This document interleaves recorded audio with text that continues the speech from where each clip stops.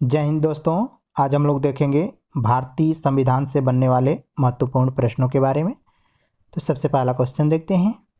निम्नलिखित में से किस अधिनियम के द्वारा कलकत्ता में सर्वोच्च न्यायालय की स्थापना की गई थी?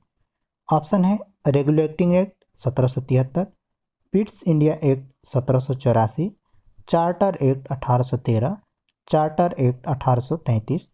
तो सही उत्तर होगा मित्रों option A regulating act 1773। Next question देखते हैं। भारतीय शासन व्यवस्था में प्रतिनिधि एवं लोकप्रिय घटक को समाविष्ट करने का प्रथम प्रयास किस अधिनियम के द्वारा किया गया था? तो सही उत्तर होगा मित्रों ऑप्शन बी भारतीय परिषद अधिनियम 1892। अगला प्रश्न देखते हैं। निम्नलिखित में से किस अधिनियम के अंतर्गत भारतीय विधान परिषद को बजट पर चर्चा करने की शक्ति प्राप्त हुई? तो सही उत्तर होगा मित्रों ऑप्शन बी भारतीय परिषद अधिनियम 1892। नेक्स्ट क्वेश्चन देखते हैं। किस अधिनियम के द्वारा केंद्र में द्विसदनी विधायिका बनाई गई? ऑप्शन है 1892 के भारतीय परिषद अधिनियम एक्ट द्वारा, 1909 के भारतीय परिषद अधिनियम द्वारा, 1919 के भारत सरकार अधिनियम द्वारा, 1935 के भारत सरकार अधिनियम द्वारा। तो सही उत्तर होगा मित्रों ऑप्शन सी। नेक्स्ट क्वेश्चन देखते हैं। निम्न में से किस अधिनियम के फलस्वरूप बर्मा को भारत से पृथक किया गया? तो सही उत्तर होगा मित्रों option C government of India act 1935 द्वारा। मित्रों, भारत सरकार अधिनियम 1935 के प्रावधानों के द्वारा वर्ष 1937 में बर्मा को भारत से अलग कर दिया गया और उड़ीसा एवं सिंध नाम के दो नए प्रांत बनाए गए। इस अधिनियम के अंतर्गत 1 अक्टूबर 1937 को दिल्ली में संघीय न्यायालय की स्थापना की गई। नेक्स्ट क्वेश्चन देखते हैं। 1935 के अधिनियम द्वारा स्थापित संघ में अवशिष्ट शक्तियां किसको दी गई थी? तो सही उत्तर होगा मित्रों ऑप्शन सी गवर्नर जनरल को। मित्रों, इस प्रश्न की व्याख्या देख लेते हैं। भारत सरकार अधिनियम 1935 के द्वारा केंद्र तथा प्रांतों के मध्य शक्तियों का विभाजन 3 सूचियों संघ सूची, प्रांतीय सूची तथा समवर्ती सूची में किया गया था। अवशिष्ट शक्तियों सहित विदेशी प्रतिरक्षा तथा कुछ आपातकालीन अधिकार गवर्नर जनरल को प्रदान किए गए। अगला प्रश्न देखते हैं। अखिल भारतीय संघ स्थापित करने का प्रावधान शामिल किया गया था? तो सही उत्तर होगा मित्रों ऑप्शन ए भारत सरकार अधिनियम 1935 में। मित्रों, भारत सरकार अधिनियम 1935 में एक अखिल भारतीय संघ स्थापित करने का प्रावधान किया गया था, परंतु यह व्यवस्था लागू नहीं की जा सकी क्योंकि देशी रियासतों ने इसमें शामिल होने से इनकार कर दिया था। अगला प्रश्न देखते हैं। राष्ट्रपति को अध्यादेश जारी करने की शक्ति किस अधिनियम के द्वारा दी गई थी?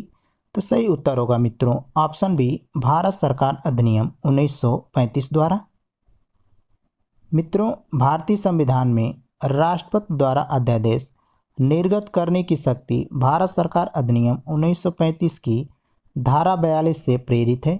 वर्तमान में यह शक्ति संविधान के अनुच्छेद 123 के अंतर्गत दी गई है। अगला प्रश्न देखते हैं। भारत की संगठनात्मक व्यवस्था निम्नलिखित में से किस देश से ली गई है? तो सही उत्तर होगा मित्रों ऑप्शन ए कनाडा से।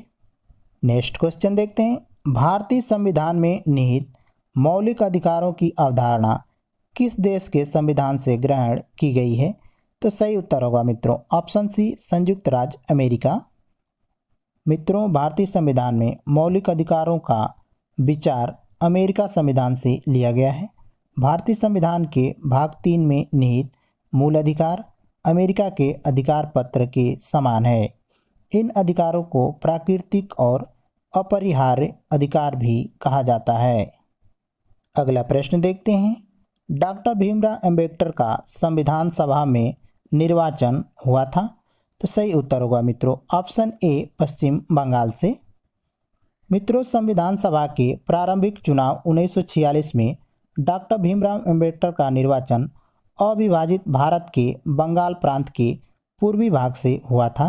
देश के विभाजन के पश्चात यह क्षेत्र पाकिस्तान में चले जाने के कारण डॉक्टर भीमराव अंबेडकर बम्बई प्रेसिडेंसी के पूना संसदीय क्षेत्र से उपचुनाव में निर्वाचित हुए थे। अगला प्रश्न देखते हैं, डॉक्टर भीमराव अंबेडकर का जन्म और मृत्यु कब हुआ था? तो सही उत्तर होगा मित्रों ऑप्शन बी 1891 और 1956। मित्रों, भारतीय संविधान के निर्माण में मुख्य भूमिका निभाने वाले डॉक्टर भीमराव अंबेडकर का जन्म 14 अप्रैल 1891 में महू यानी मध्य प्रदेश तथा मृत्यु 6 दिसंबर 1956 को दिल्ली में हुई थी। नेक्स्ट क्वेश्चन देखते हैं, निम्नलिखित में से कौन अगस्त 1946 ईस्वी में गठित प्रथम अंतरिम सरकार का सदस्य नहीं था? तो सही उत्तर होगा मित्रों option C doctor S Radhakrishnan. मित्रों, कैबिनेट मिशन योजना के अंतर्गत अंतरिम सरकार का गठन 24 अगस्त 1946 में किया गया।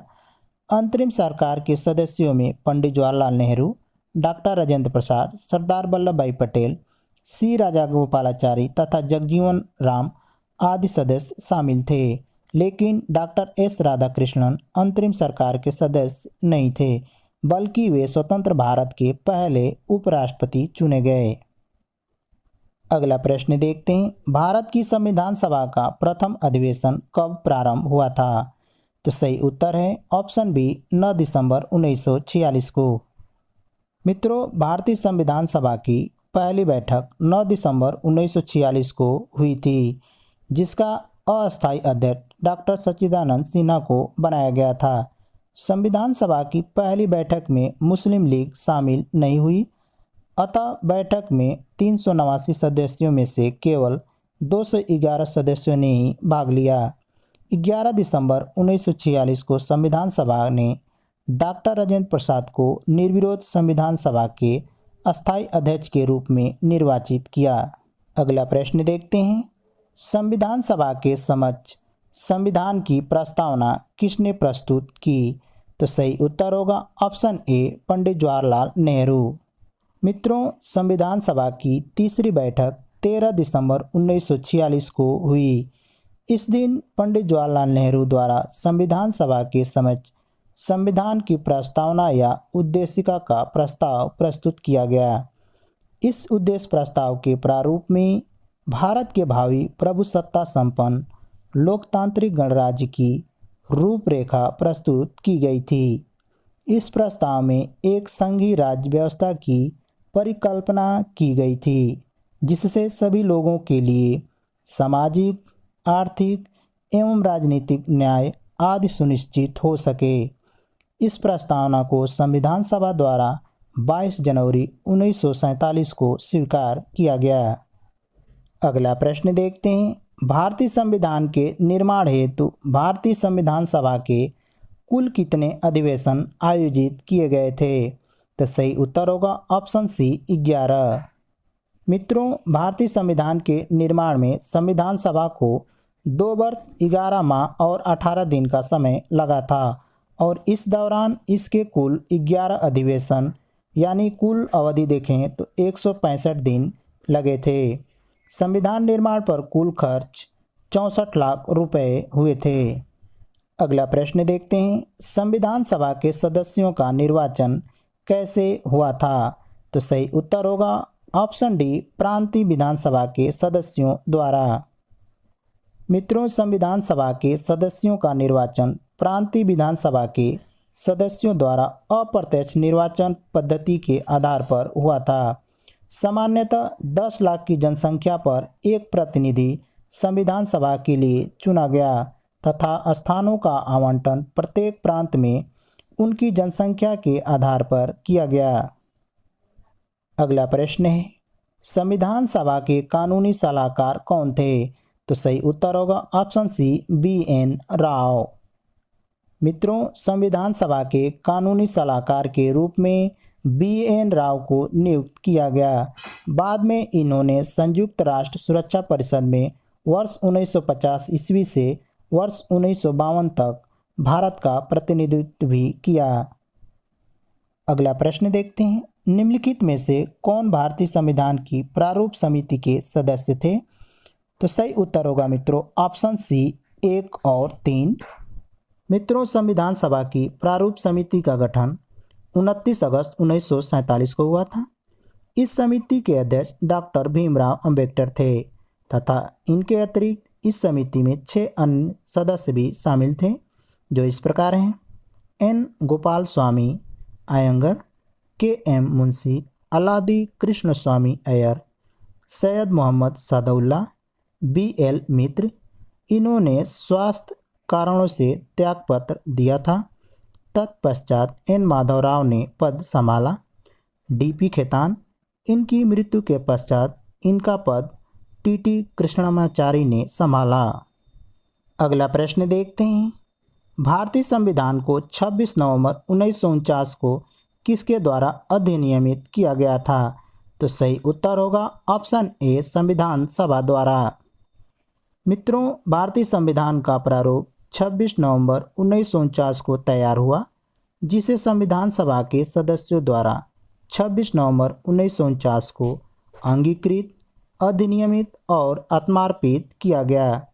संविधान के प्रारूप पर संविधान सभा के कुल 299 सदस्यों में से उपस्थित 284 सदस्यों द्वारा हस्ताक्षर किए गए थे तथा संविधान के कुछ प्रावधान इसी दिन लागू किए गए थे, जैसे राष्ट्रपति का निर्वाचन, नागरिकता तथा निर्वाचन संबंधी प्रावधान आदि। तो ये तो मित्रों थे संविधान से बनने वाले 25 महत्वपूर्ण प्रश्न। मिलते हैं अगले वीडियो में, तब तक के लिए नमस्कार।